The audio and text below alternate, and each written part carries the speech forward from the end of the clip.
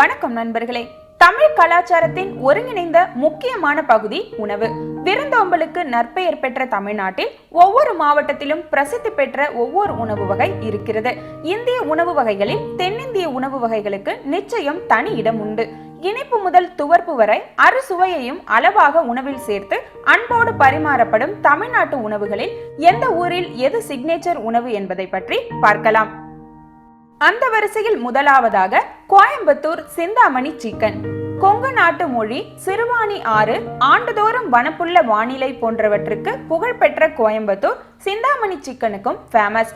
கொங்கு நாட்டு பகுதிகளில் பரவலாக இருக்கும் மிக பழமையான ரெசிபி இந்த சிந்தாமணி சிக்கன்.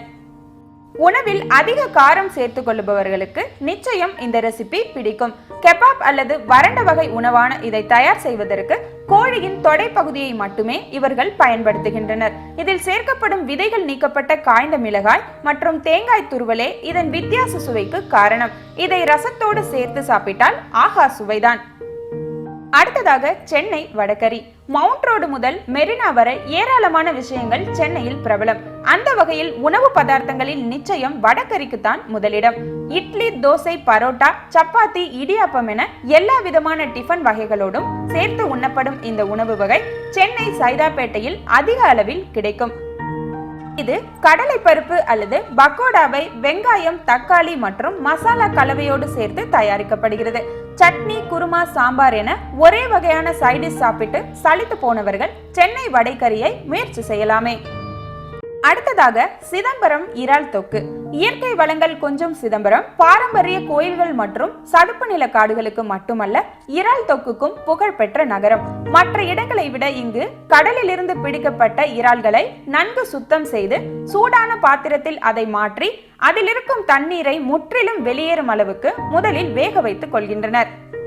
இதன் பிறகே இஞ்சி பூண்டு விழுது, மஞ்சள் தூள், அரைத்து வைத்த மசாலா, வதக்கி வைத்த வெங்காயம், தக்காளி, சீரகம் மற்றும் மிளகுத்தூள் போன்றவற்றை சேர்த்து தொக்கு பதத்துக்கு கொண்டு வருகின்றனர். விறகு அடுப்பில் செய்யும் இந்த இறால் தொக்கை சாப்பாடு, பரோட்டா போன்றவற்றோடு சேர்த்து சாப்பிட்டால் நிச்சயம் மறுமுறை கேட்டு சாப்பிட தோன்றும். இந்த வரிசையில் கடைசியாக இடம் பிடித்திருப்பது குற்றாலம் பிச்சு போட்ட கோழி. அம்மிக்கல்லில் அரைத்த காரசாரமான மசாலா, நாட்டு தக்காளியின் புளிப்பு, நல்லெண்ணெயின் மனம், கோழியின் சிறிய துண்டுகள் இவை அனைத்தும் ஒரு சேர வதக்கி சுட சுட கோழிக்கறி குழம்போடு சேர்த்து சாப்பிட்டால் அருவிக்கான சீசன் இல்லை என்றாலும் இந்த பிச்சு போட்ட கோழியை சாப்பிடுவதற்காகவே குற்றாலம் செல்லலாம். பெப்பர் சிக்கன், கிரில்டு சிக்கன் போன்றவற்றை சாப்பிட்டு சலித்து போனவர்களுக்கு இந்த ரெசிபி நிச்சயம் வித்தியாசமானதாக இருக்கும். இது போன்று தமிழ்நாடு முழுவதும் ஏராளமான சிக்னேச்சர் உணவு வகைகள் உள்ளன.